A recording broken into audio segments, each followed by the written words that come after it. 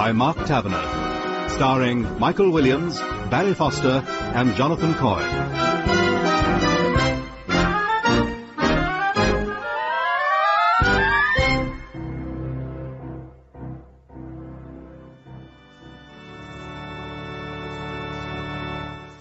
My friends, it's good to see so many of you here today to remember Langley Tarrant, although, of course, to his many readers, he will never be forgotten.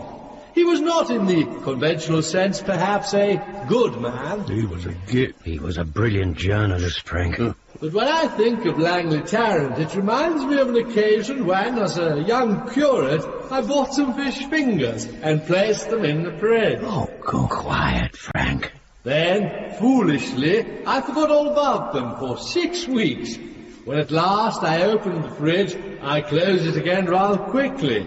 Oh dear, I thought, no fish fingers for me. I mentioned this to my next-door neighbour. How much more is there? Show some respect, Frank. Father, he said, what you need is bicarbonate of soda. I bring some round after lunch. My neighbour, good Christian man, duly appeared. Opened my fridge and closed it again rather quickly. Father, he said, that fridge is beyond bicarbonate of soda. And those are the saddest words I've ever heard. But you know, to God, you're never beyond bicarbonate of soda, even if you are a stinking tabloid journalist. The headlines again. The government has condemned what it called the British media's obsession with sex and scandal. The latest junior minister to be photographed on Clapham Common has claimed he was applying traditional values in a modern setting. The leader of the Liberal Democrats has denied being in bed with the Labour Party. The Conservatives have rejected claims that they're financed by foreign drug dealers. A spokesman said all the party's backers were British. And Denise Van Alschen has been appointed editor of The Guardian. BBC Radio 4 News. Thanks, everybody. You know, every single one of those stories came from the papers. What about BBC Newsfeed? Proactive for a change. Maria, where's George Cragge? I mean, you can say what you like about George. Yes, you usually do. But at least our crime reporting is ahead of the game. George initiates stories. Well, not today he doesn't. He's gone to a funeral. Not his grandmother again. That bloke's grandmother's made more comebacks than Boris Becker. No, not this time. Langley Tarrant. Tarrant tells the truth, pages 4, 5 and 6. The muckraker extraordinaire. Do you know his grotty tabloid exclusives have caused more resignations, divorces and suicides than anybody else in British journalism? Yeah. I didn't know he was a mate of George's. I don't know that you could actually call him a mate, Frank. Maybe.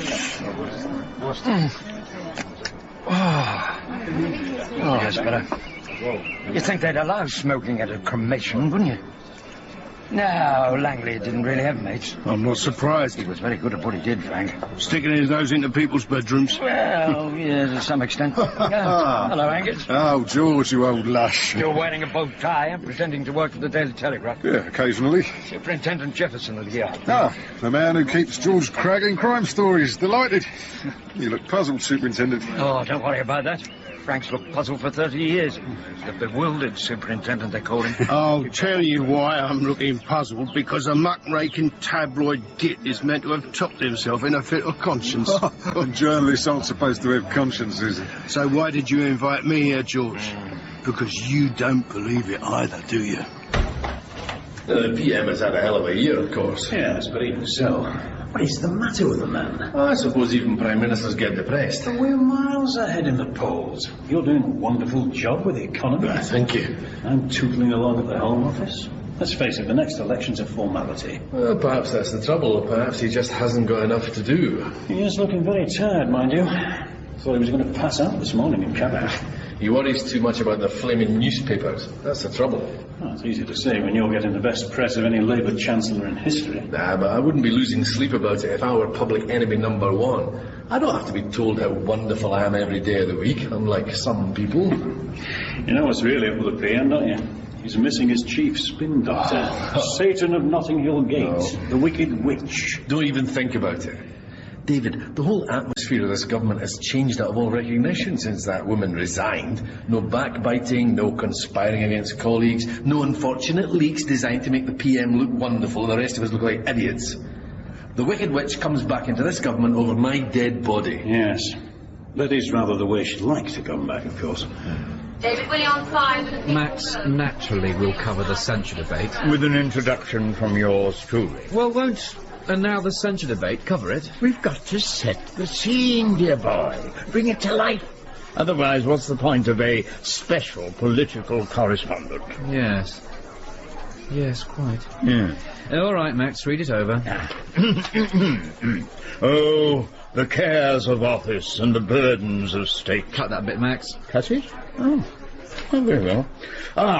The loneliness of the long-distance Prime Minister. Cut that bit, Max. Is this, we ask ourselves, just a routine censure debate by the opposition? Yes, it is. I'm in full space, dear boy. Is this just a routine censure debate?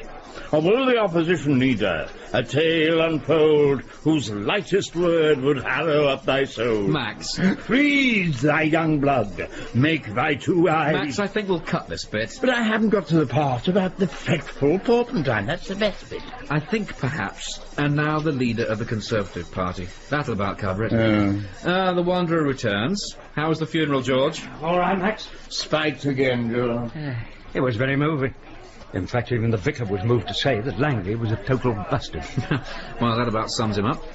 Am I right in thinking you're interviewing the Home Secretary this afternoon? What? Oh, yeah, eventually. One or two other things to do first. If anybody wants me, I'm at Langley Terrace flat. George, don't keep the Home Secretary waiting, will you? George? And now, the leader of the Conservative Party. Madam Speaker, just 2.5 years ago, we were promised an end to scandal, a new beginning. And what have we got? New Labour, new sleeves. You see, the problem is this Prime Minister has a fundamental contempt for this House of Commons. Now, mind you, I'm not surprised. He hasn't got time to come to this House. He has to keep going to Clapham Common for meetings of the Parliamentary Labour Party. and when they're not on Clapham Common, they're flitting round the world in Concord, staying in the best hotels, all at the expense of the taxpayer, whose taxes are going up and up and up. Typical Labour maladministration. Typical Labour government.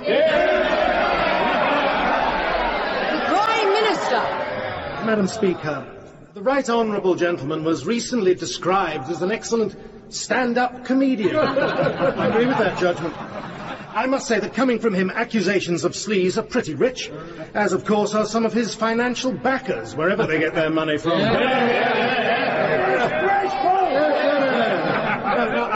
I'm not blaming him. It must be very difficult. People aren't giving money to the Conservative Party. They can't see the Conservative Party unless they can afford the microscope. I mean, it must be like being asked, can you spare some change, please, by an amoeba? He accuses me of contempt for this House. Only for some parts of it, Madam Speaker.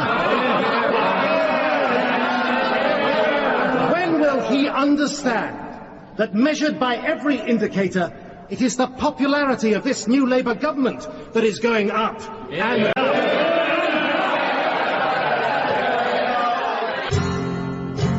Sometimes I feel like my head is spinning. Hunger and pain are all I see. Prime Minister, you've just scored a major parliamentary triumph. Yes. You know something, Russell?